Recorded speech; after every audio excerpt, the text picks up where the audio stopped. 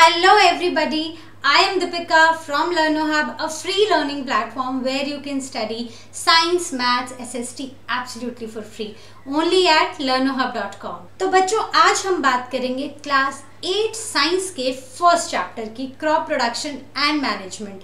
तो इस चैप्टर के जितने भी NCERT क्वेश्चंस हैं वो हम सारे के सारे अच्छे से डिस्कस करेंगे। तो चलिए स्टार्ट करते हैं।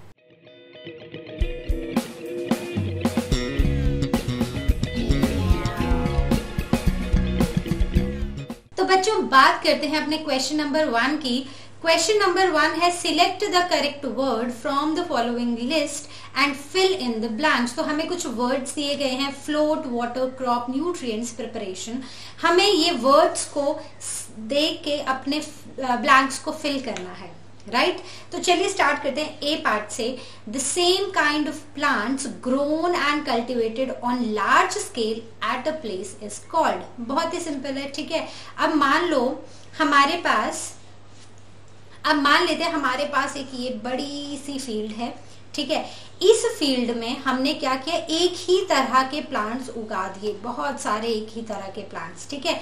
तो इनको एक साथ हम क्या वर्ड, इनको डिनोट किससे करेंगे, इनको क्या बोलेंगे, इनको हम बोलेंगे क्रॉप, राइट। और सेम वर्ड हमें दिया गया है, राइट।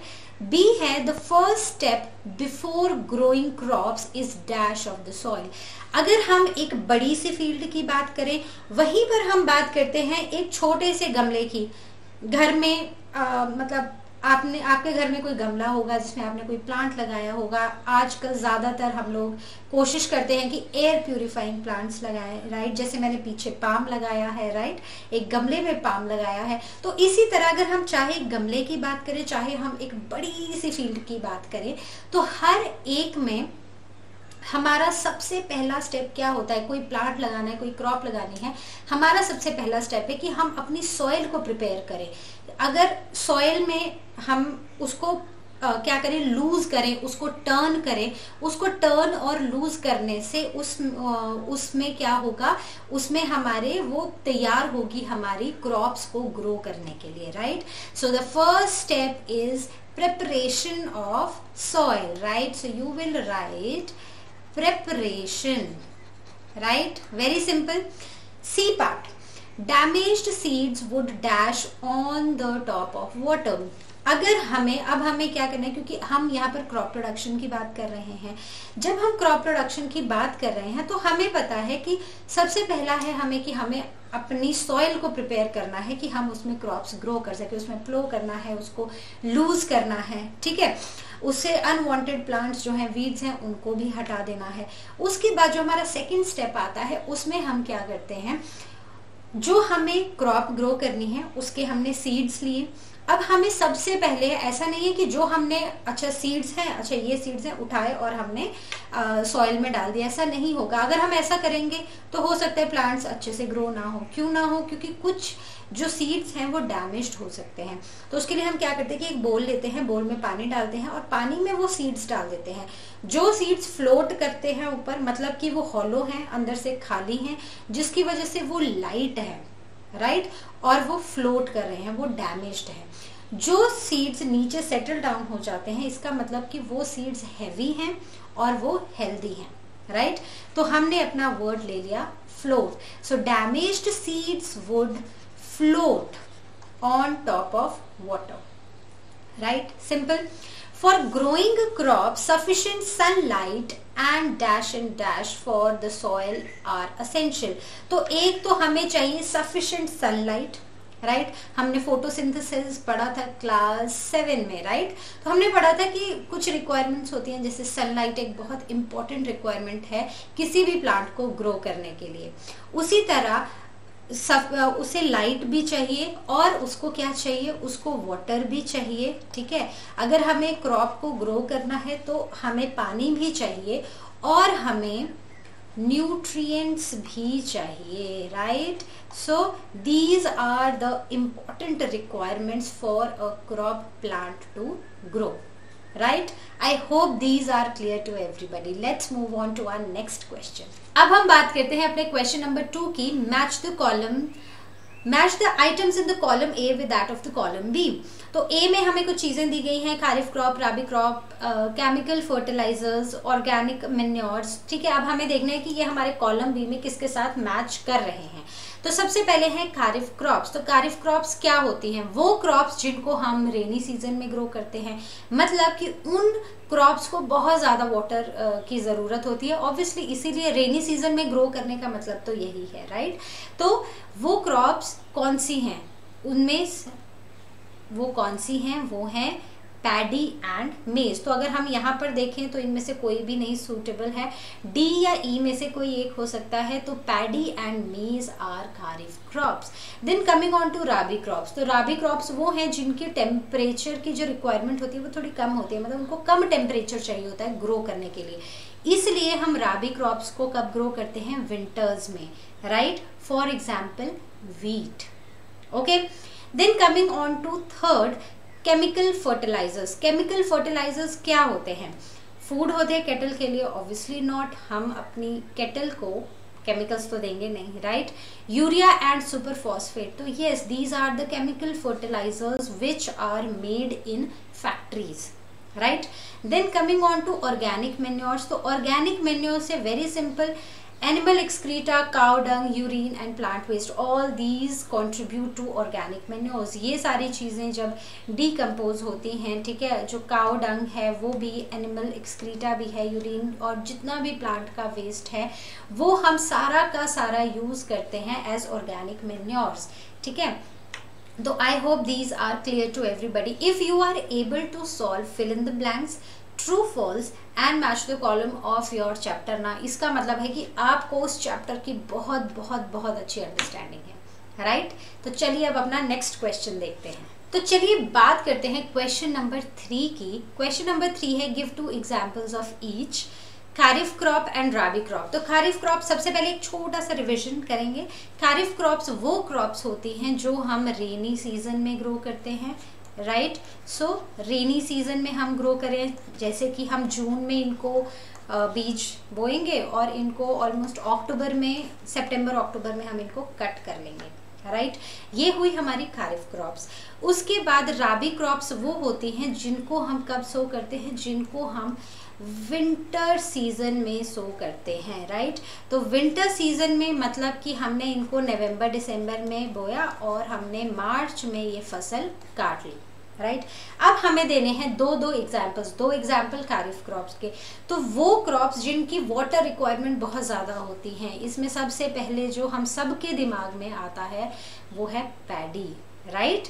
उसके बाद है मेज। तो मैंने ये 2 क्रॉप्स लिखी है, आपको कोई और ऐड करनी हो तो आप कर सकते हो। Then coming on to rabi crops, वो क्रॉप्स जिनको कम टेम्परेचर में ग्रो करना होता है, जैसे कि ग्राम, राइट। ग्राम हो गया, वीट हो गया, ये क्या होती हैं? ये होती हैं हमारी कौन सी क्रॉप्स? ये होती हैं हमारी राबी क्रॉप्स, राइट। बहुत ही सिंपल है, बट आई वुड सजेस्ट कि काफ़ी सारे बच्चे जो हैं वो खारिफ और राबी क्रॉप्स में ना बहुत ज़्यादा कंफ्यूज होते हैं, स्पेशली कि कौन सी रेनी सीजन में है, कौन सी विंटर सीजन में है और किसके एग्जाम्पल्स क्या हैं। तो पहली बात कि अपने आसपास ऑब्जर्व करते रहिए कब कौन सी फसल काट रहे हैं, ठीक है। न्यूज़ में भी ये सब चीज़ें बहुत ज़्यादा आती हैं। और दूसरी चीज़, इस कॉन्सेप्ट को थोड़ा सा रिवाइज करते रहिए, राइट। अब हम अपना नेक्स्ट क्वेश्चन देखते हैं। तो चलिए बच्चों बात करते हैं क्वेश्चन नंबर 4 की। क्वेश्चन नंबर 4 है right a paragraph in your own words on each of the following. तो हमें चार टॉपिक्स दिए गए हैं, उनके ऊपर हमें छोटे छोटे पैराग्राफ्स लिखने हैं डिपेंडिंग ऑन आवर अंडरस्टैंडिंग। और आई नो आपकी अंडरस्टैंडिंग इन 4 टॉपिक्स को लेके बहुत अच्छी है और अगर कहीं भी डाउट है तो वो आज हम बिल्कुल क्लियर कर देंगे, राइट। तो चलिए स्टार्ट करते हैं ए पार्ट से, प्रिपरेशन ऑफ सॉइल। तो अगर हमारे पास मान लो एक क्रॉप फील्ड है या हमारे पास एक छोटा सा गमला है, किसी में भी अगर हमें प्लांट ग्रो करना है तो हमारा जो फर्स्ट स्टेप है वो रहेगा सॉइल प्रिपरेशन। हमें सबसे पहले क्या करना है? हमारा फर्स्ट स्टेप रहेगा सॉइल को प्रिपेयर करना, राइट। सॉइल को प्रिपेयर करना मतलब सॉइल को टर्न करना, सॉइल को लूज करना। अब सॉइल को टर्न करना और लूज करना क्यों इम्पोर्टेंट है? अब मान लो एक आपके पास गमला है, ठीक है, एक एक्सपेरिमेंट कर सकते हैं घर पे, ठीक है, उसमें मिट्टी भर दो, अब उसको 15-20 दिन के लिए ना ऐसे ही छोड़ दो बाहर, ठीक है। आपने उसमें ना पानी देना है, ना आपने उसको बिल्कुल भी टर्न करना है, कुछ नहीं करना है। तो आप देखोगे वो एकदम ऐसे ना पत्थर जैसी हो जाएगी। तो क्या आपको लगता है कि अगर उस पत्थर जैसी सॉइल में हम कोई सीड डालेंगे तो क्या वो ग्रो कर पाएगा? नहीं कर पाएगा। क्यों? क्योंकि वो तो एकदम इंटैक्ट है, राइट। उसमें ना पानी है, ना न्यूट्रिएंट्स है, ना वो लूज है ताकि प्लांट्स उसमें ब्रीद कर पाए, राइट। प्लांट्स की रूट्स जो है वो उनमें पेनिट्रेट कर पाए। तो इसलिए टर्निंग एंड लूज करना सॉइल को बहुत ज़्यादा इम्पोर्टेंट है। तो सबसे बड़ी बात कि ये टर्न और लूज करना क्यों है? ताकि जो हमारी रूट्स हैं वो डीपली पेनिट्रेट हो सके उस सॉइल के अंदर, राइट। दूसरी चीज़, उसी सॉइल में कुछ माइक्रो ऑर्गेनिजम्स होते हैं, कुछ अर्थ वॉर्म्स होते हैं, और ये अर्थ वॉर्म्स और माइक्रो ऑर्गेनिजम्स जो होते हैं ये बहुत ही हेल्पफुल होते हैं। इनको हम बोलते हैं फ्रेंड्स ऑफ फार्मर्स, राइट, या फार्मर्स फ्रेंड्स बोलते हैं इनको, ठीक है। ये जो फार्मर्स फ्रेंड्स होते हैं, इनका काम क्या होता है कि एक बार आपने सॉइल को लूज कर दिया, ठीक है, अब ये खुद से मूव करते रहेंगे, अर्थवॉर्म्स मूव करेंगे, तो उनके मूव करने से क्या होगा? ऑटोमेटिकली हमारी जो सॉइल है वो टर्न होती रहेगी, राइट। तो मतलब कि जो भी नीचे दबे हुए, अब हमारी सॉइल में भी लेयर्स होती हैं, है ना। अब हो सकता है कि हमारी रूट सिर्फ यहाँ तक आ पाई, लेकिन जो असेंशियल न्यूट्रिएंट्स हैं वो यहाँ थे, अब यहाँ तो वो पहुँच ही नहीं पाया। तो यहाँ पर जो हमारे लिविंग ऑर्गेनिजम्स होंगे, जैसे कि अर्थ वॉर्म्स होंगे, वो क्या करेंगे? वो मूव करते रहेंगे। तो ये सॉइल जो है ये अपसाइड डाउन टर्न होती रहेगी, आराम से टर्न होती रहेगी, और जो न्यूट्रिएंट्स हैं वो ऊपर की तरफ जाते रहेंगे, और वो हमारे प्लांट की रूट्स को अवेलेबल हो जाएंगे, राइट। वैसे ही माइक्रोब्स, तो हमें पता है कि बैक्टीरिया होते हैं, जिसकी राइजोबियम बैक्टीरिया है, वो हमारे प्लांट्स के लिए बहुत ज़्यादा हेल्पफुल है। क्यों हेल्पफुल है? क्योंकि जो राइजोबियम है वो किस में हेल्प करता है? वो हेल्प करता है नाइट्रोजन फिक्सेशन में, राइट। तो राइजोबियम बैक्टीरिया हेल्प करता है नाइट्रोजन फिक्सेशन में। तो ऑब्वियसली अगर इन ऑर्गेनिजम्स को भी अगर सॉइल में सरवाइव करना है तो लूज होनी चाहिए एयर प्रॉपरली हमारी सॉइल में जाए, ताकि ये ऑर्गेनिजम्स भी सरवाइव कर पाए, ब्रीथ कर पाए, और इन टर्न इन प्लांट्स को हेल्प कर पाए ग्रो करने में, राइट। अब हम बात करते हैं कुछ ऐसे एग्रीकल्चरल इक्विपमेंट्स की जो हमें इस स्टेज पे बहुत हेल्पफुल है, जैसे कि प्लो है, ठीक है। एक ऐसा कुछ स्ट्रक्चर होता है, ठीक है, राइट। इसके ऐसे मतलब दांत से होते हैं। तो जब हम इसको क्या करते हैं, मिट्टी में ये चलता है ना, तो ये सॉइल को उखाड़ता हुआ चलता है, मतलब जैसे जो पत्थर सी बन गई होती है ना, उसको उखाड़ता हुआ चलता है, उसको लूज करता हुआ चलता है, राइट। और वैसे ही हो है, हो भी एक ऐसा ही एक इक्विपमेंट है। एक है कल्टीवेटर, ये है ट्रैक्टर ड्रिवन मेथड है, ये आजकल मॉडर्न टेक्निक्स में हम इसको यूज़ कर रहे हैं, जो ये ट्रैक्टर के साथ एक ऐसा कुछ स्ट्रक्चर, आयरन का स्ट्रक्चर लगा दिया जाता है, और इसके बहुत ही तीखे से दांत होते हैं। जब ये आगे को मूव करता रहता है तो आप ये देख रहे होंगे, ये वाला पार्ट जो है सॉइल का, तो ये क्या होता जा रहा है? ये लूज होता जा रहा है, ये सॉइल जो है वो लूज होती जा रही है, ठीक है। तो यही काम है इन एग्रीकल्चरल इक्विपमेंट्स का।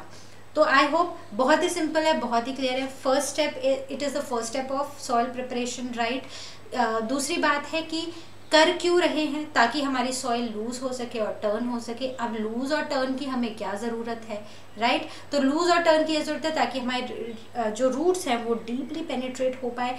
वो डीपली पेनिट्रेट हो पाएंगी तो हमारे जो अर्थ वॉर्म्स हैं, हमारे जो माइक्रो ऑर्गेनिजम्स हैं सॉइल में, वो अच्छे से ब्रीद कर पाएंगे।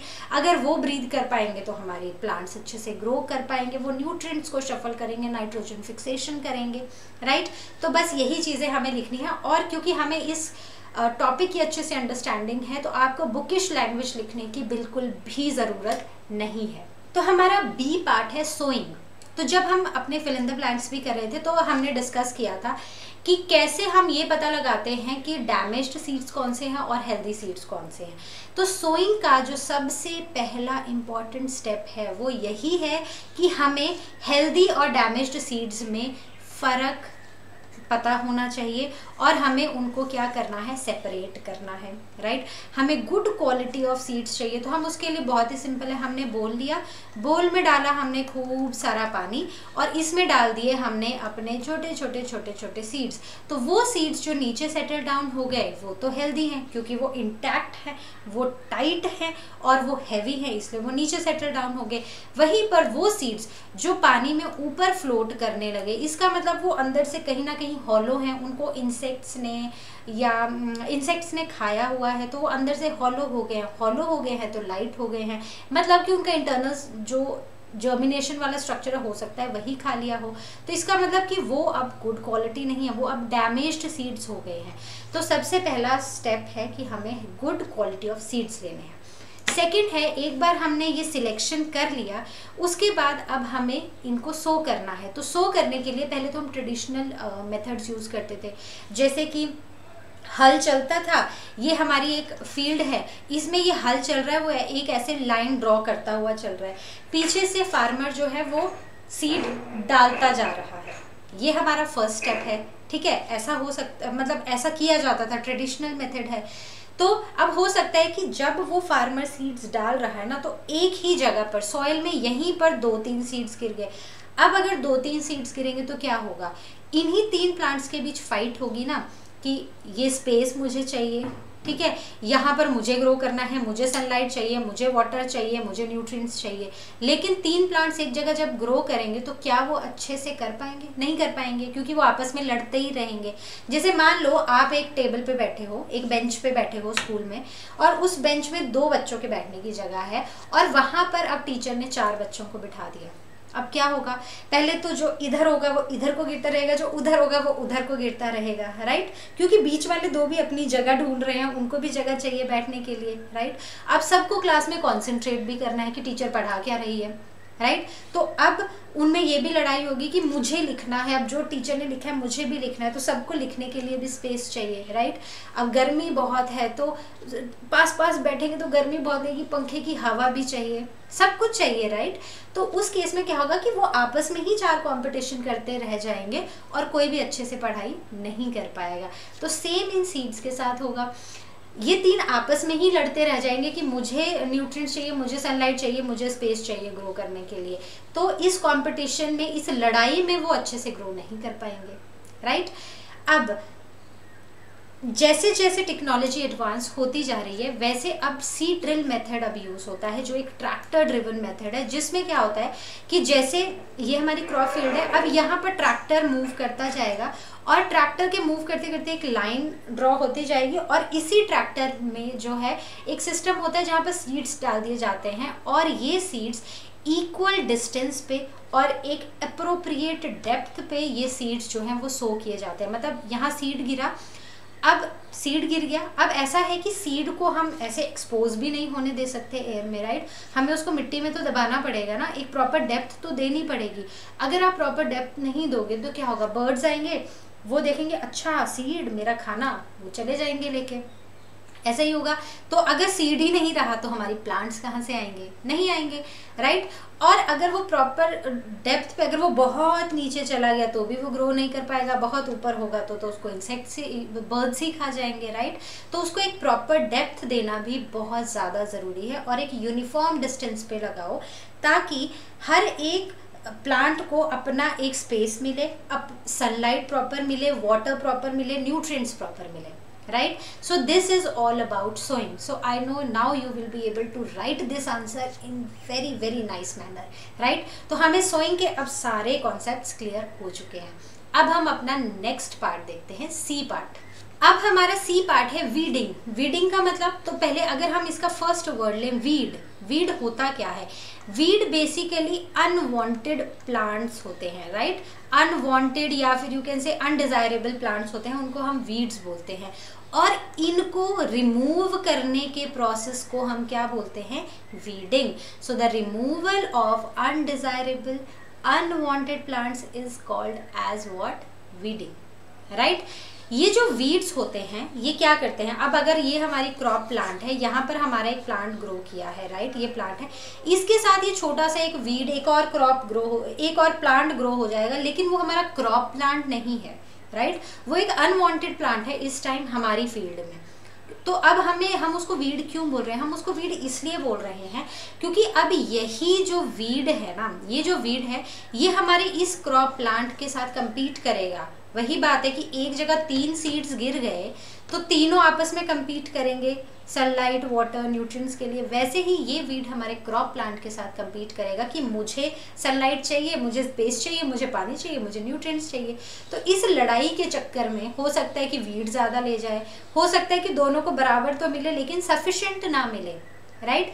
तो उसमें हमारी जो क्रॉप प्लांट है वो सफ़र करेगी, तो हमें अच्छी क्रॉप यील्ड मिलेगी ही नहीं। तो weeds will compete with the crop plant for water, nutrients and sunlight etc. ठीक है, जो भी रिक्वायरमेंट्स हैं उनके लिए लड़ाई हो जाएगी। उसके बाद ये अफेक्ट करेगा हमारे क्रॉप प्लांट्स को, हमारी क्रॉप यील्ड को, राइट।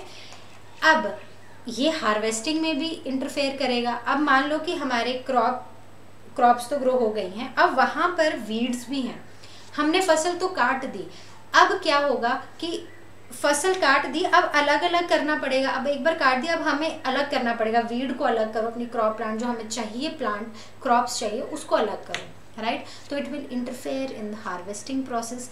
देन अब मान लो कि हम अलग, कोई ऐसा है जो हमने अलग नहीं किया, कुछ चीज़ें रह गई, कुछ वीड्स रह गए। तो कुछ वीड्स जो होते हैं they are poisonous for animals and humans. तो हो सकता है कि अच्छा अब ये सीड्स थे, ये तो हमने निकाले, बाकी का जो बचा वो अब हम अपनी केटल को डालेंगे। हो सकता है कि उसके साथ वीड्स भी चले जाएं, और वो वीड्स जो कि हमारे केटल के लिए क्या हो, पॉइजनस हो, तो उससे हमारे एनिमल्स को क्या होगा, एनिमल्स को प्रॉब्लम्स हो सकती हैं। And sometimes these weeds are so poisonous that they can even lead to death of animals and humans, right.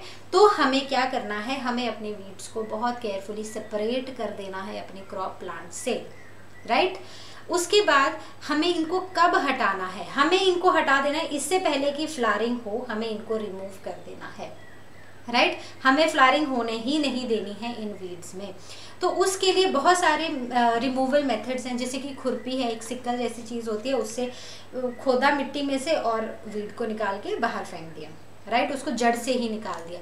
दूसरा है टिलिंग। जब हम सॉइल की प्रिपरेशन करते हैं तो हमारे पास एक स्टेप होता है टिलिंग, प्लोइंग, राइट। तो हम क्या कर रहे हैं कि जब ज़मीन को खोद रहे हैं ना, तो उसमें जो भी अनवांटेड प्लांट्स होते हैं वो निकल जाते हैं, अपरूट हो जाते हैं, रूट से ही निकल जाते हैं। तो अब वो क्या होगा, वो गिर तो वहीं जाएंगे, वहीं पर क्रॉप फील्ड में डिके हो जाएंगे। जो उनके न्यूट्रिएंट्स होंगे वो सारे के सारे क्रॉप फील्ड में चले जाएंगे और वो न्यूट्रिएंट्स हमारे क्रॉप प्लांट को अवेलेबल हो जाएंगे, ठीक है।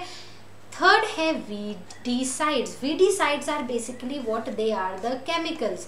तो इसका एक बेस्ट एग्जाम्पल है, अगर आपको इस क्लास में कोई भी पूछे कि give one example of a weedicide, तो आप बोलेंगे 2,4-D। ये एक ऐसा वीडीसाइड है जो कि क्रॉप्स को डैमेज नहीं करता है, ठीक है। मतलब जो वीडीसाइड्स होते हैं वो क्रॉप्स को डैमेज नहीं करते हैं, वो सिर्फ वीड्स को ही रिमूव करते हैं, ठीक है। I hope this is clear. This was very simple. We have discussed each and every point of our topic weeding, right? तो चलिए अब D part देखते हैं। Now coming on to our D part, threshing. Threshing क्या है? Threshing basically एक process है जिसमें हम चाफ को remove करते हैं from crop, ठीक है। अब ये हमारी देखो नीचे हमारी एक क्रॉप फील्ड है, यहाँ पर हम क्या कर रहे हैं, ये हमारी क्रॉप्स जो है मेच्योर हो चुकी हैं, अब हमें इन्हें काटना है, ठीक है। हार्वेस्टिंग सीजन हमारा आ गया, हमने ये काट दी। अब ऐसा नहीं है कि हमें ये पूरा का पूरा ये जो एक एक डंडी है पूरी चाहिए, नहीं, हमें इसमें से हो सकता है सिर्फ सीड ही चाहिए हो। तो अब हम क्या करेंगे, सीड को रिमूव कर देंगे, ठीक है, सीड को ले लेंगे और जो चाफ है, जो अनवांटेड हमारा अब पार्ट बचा है ना, उसको हम रिमूव कर देंगे। So that process of separating chaff from our crop is called as threshing, right.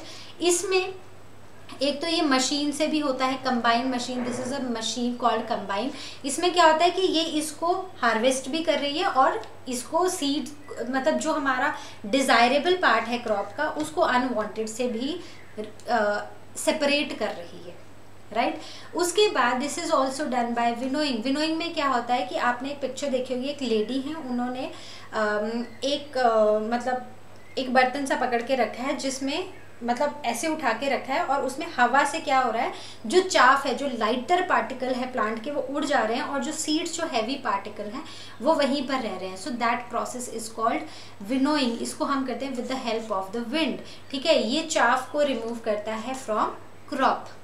Right तो बहुत ही सिंपल था थ्रेशिंग भी. अब हम चलते हैं अपने नेक्स्ट क्वेश्चन पर. तो चलिए बच्चों बात करते हैं क्वेश्चन नंबर 5 की. Explain how fertilisers are different from manures. तो फर्टिलाइजर्स और मैन्योर्स में डिफरेंसेस क्या हैं. सबसे पहली चीज, फर्टिलाइजर्स जो है ये इनऑर्गेनिक सब्सटेंसेस हैं. ठीक है, ये केमिकल से बनते हैं, फैक्ट्रीज में बनते हैं. राइट और जहां पर हम मैन्योर्स की बात करते हैं तो ये ऑर्गेनिक सब्सटेंसेस हैं.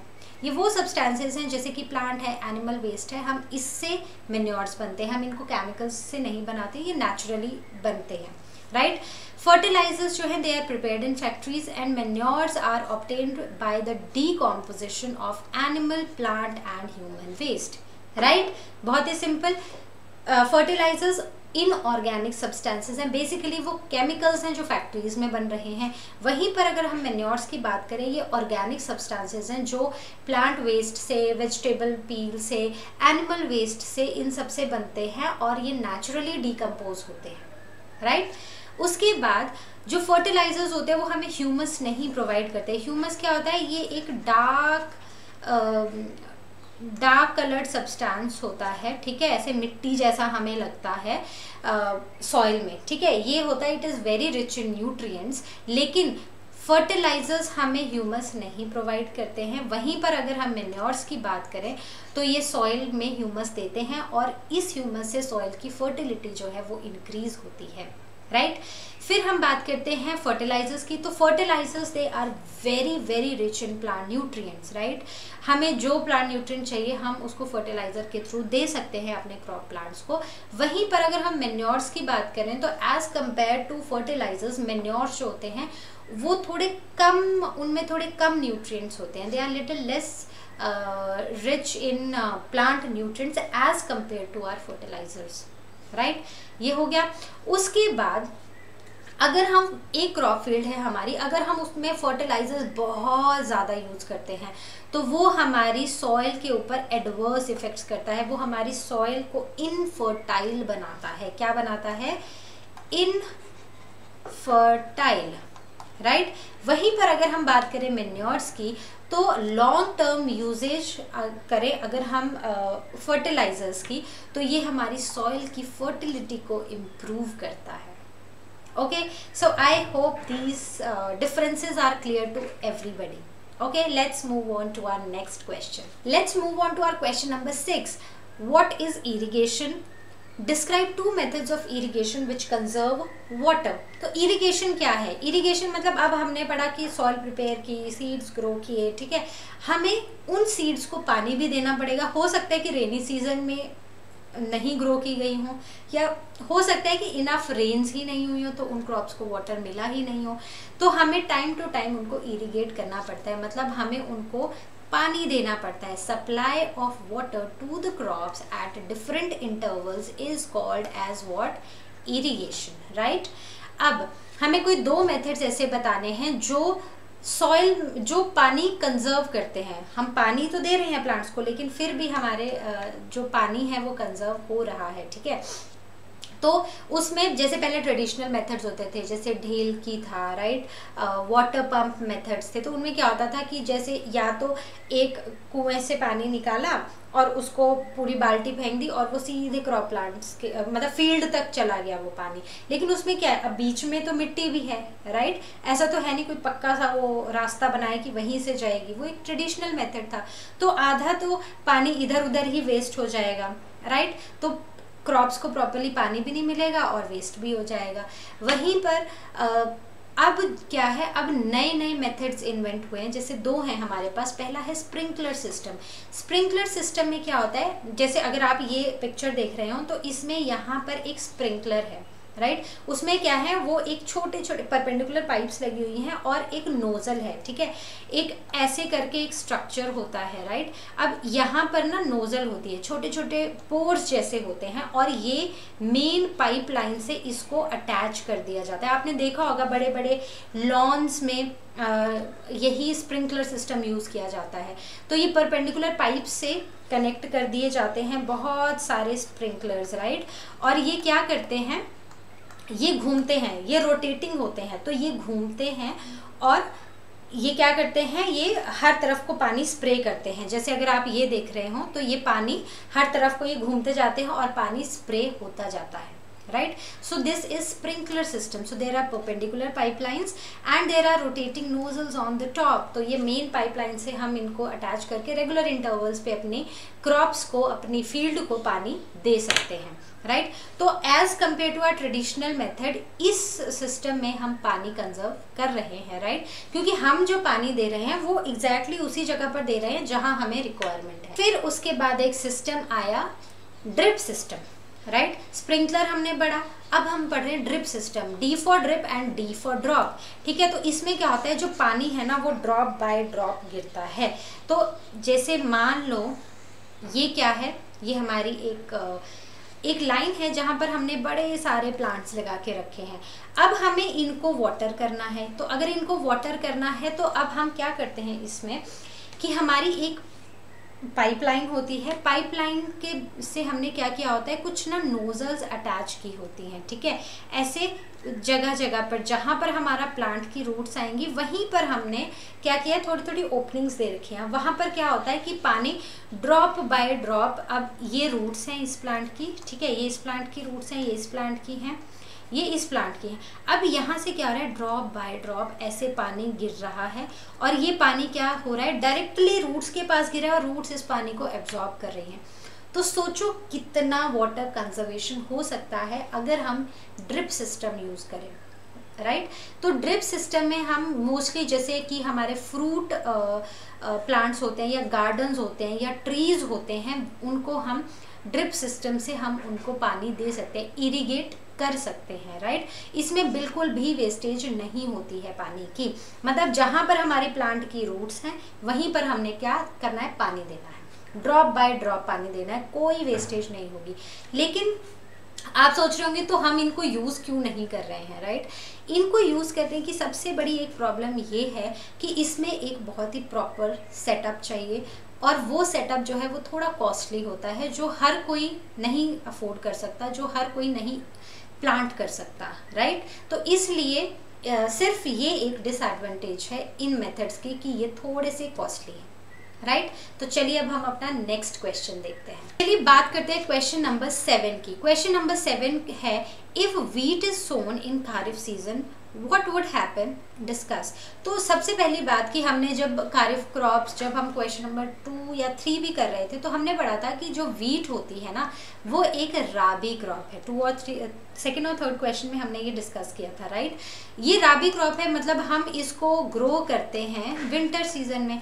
अगर आप इसी क्रॉप को ग्रो कर दो खारिफ सीजन में, मतलब एक ऐसे सीजन में जब बहुत ज़्यादा पानी है, बहुत ज़्यादा बारिश हो रही है, रेनी सीजन है, तो क्या होगा, इसको बहुत ज़्यादा पानी मिलेगा तो ऑब्वियसली ये ग्रो नहीं कर पाएगी, क्योंकि एक तो इसको टेम्परेचर कम चाहिए, ऊपर से इसको इतना ज़्यादा पानी नहीं चाहिए, राइट। सो ये जो क्रॉप है ये या तो ग्रो नहीं कर पाएगी या एक्सेसिव रेन से ये पूरी की पूरी क्रॉप क्या हो जाएगी, डिस्ट्रॉय हो जाएगी, राइट। बहुत ही सिंपल था, खारिफ क्रॉप को आप राबी सीजन में नहीं ग्रो कर सकते और राबी क्रॉप को आप खारिफ सीजन में नहीं ग्रो कर सकते, राइट, क्योंकि टेम्परेचर की कंडीशंस भी हमें कम चाहिए, हमें थोड़ा कम टेम्परेचर चाहिए, बहुत ज़्यादा टेम्परेचर नहीं चाहिए और पानी भी हमें कम चाहिए।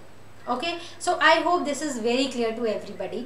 और ये बहुत ही सिंपल सा कॉन्सेप्ट था और अब आपका ये क्रिस्टल क्लियर हो चुका होगा, राइट। तो चलिए बात करते हैं क्वेश्चन नंबर 8 की। Explain how soil gets affected by continuous plantation of a crop in a field. तो अब मान लो कि हमारे पास एक फील्ड है और अब हम एक के बाद एक इसमें क्रॉप्स ग्रो किए ही जा रहे हैं, तो इससे हमारी सॉइल कैसे अफेक्ट होती है। तो देखो हमारी ये सॉइल है, ठीक है, इसमें लिमिटेड अमाउंट ऑफ न्यूट्रिएंट्स हैं, लिमिटेड वाटर है, तो हमें हर एक प्लांट अगर हमें ग्रो करना है तो क्या होगा, वो इसी सॉइल से पानी लेगा, इसी से न्यूट्रिएंट्स लेगा। अब अगर हम एक के बाद एक क्रॉप जो है उसको ग्रो करते जाएंगे तो इसमें न्यूट्रिएंट्स भी खत्म हो जाएंगे, जो पानी है वो भी खत्म हो जाएगा, राइट। अगर ये अंडरग्राउंड मतलब जहाँ से भी पानी ले रहे हैं वो भी खत्म हो जाएगा।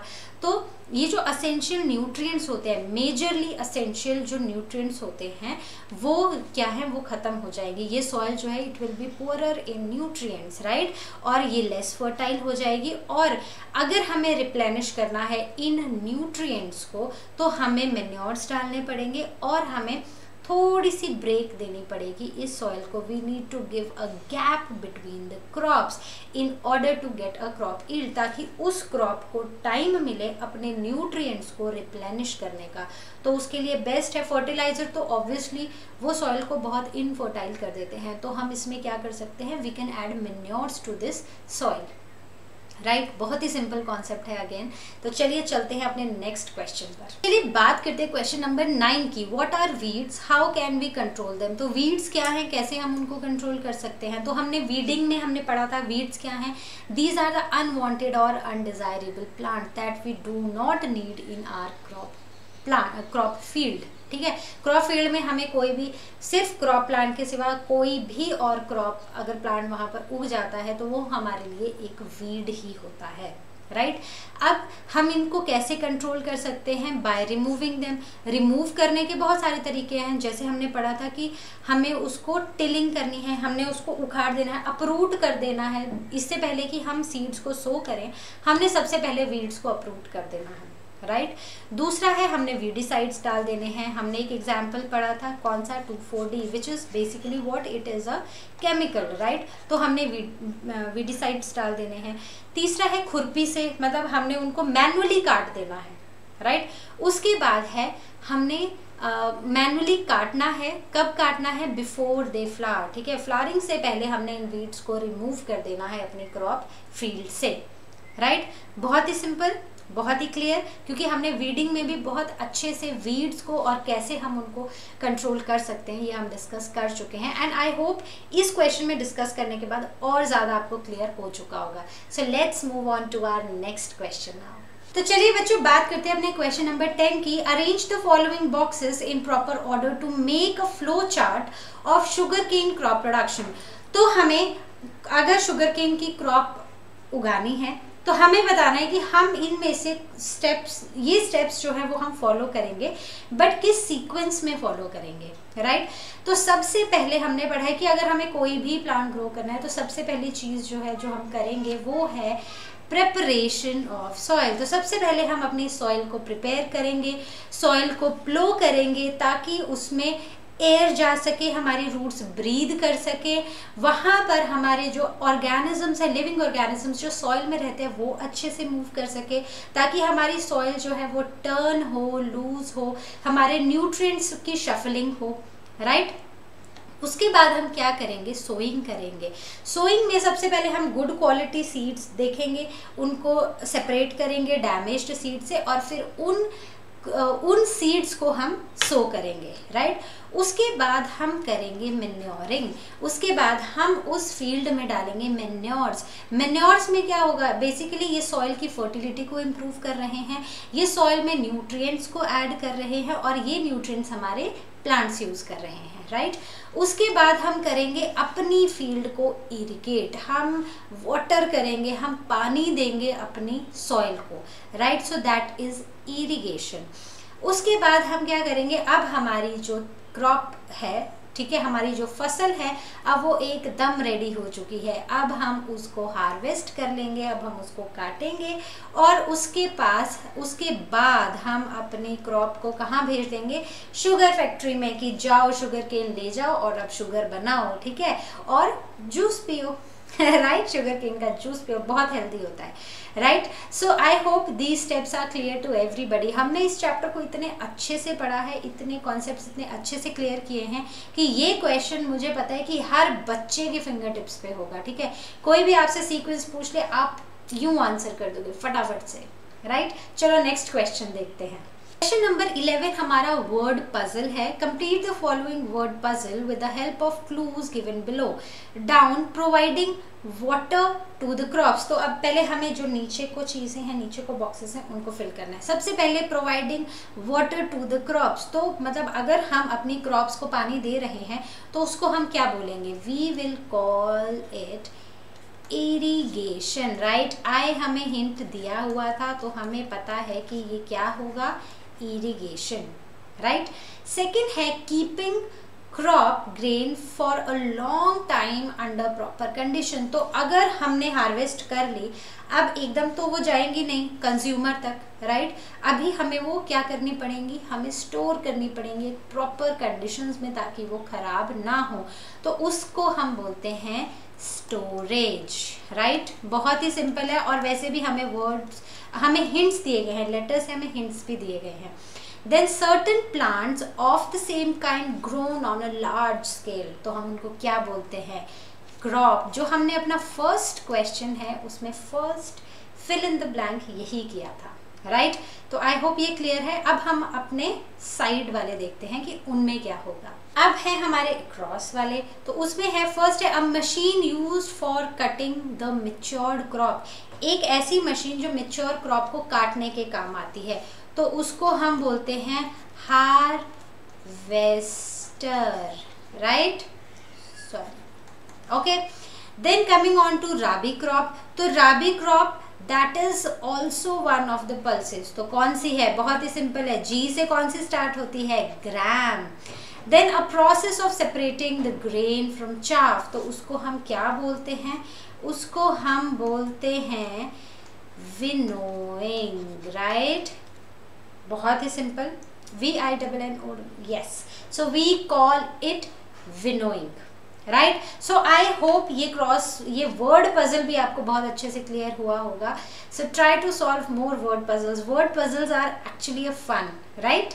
तो बच्चों ये तो थे हमारे NCERT solutions of chapter crop production and management class 8 science. तो मुझे लगता है कि अब तो आपके कॉन्सेप्ट्स हो गए होंगे एकदम क्रिस्टल क्लियर, राइट। अब हम मिलेंगे अपने नेक्स्ट वीडियो में, और जैसा कि आप जानते हैं लर्नो हब फ्री है पर बेस्ट है।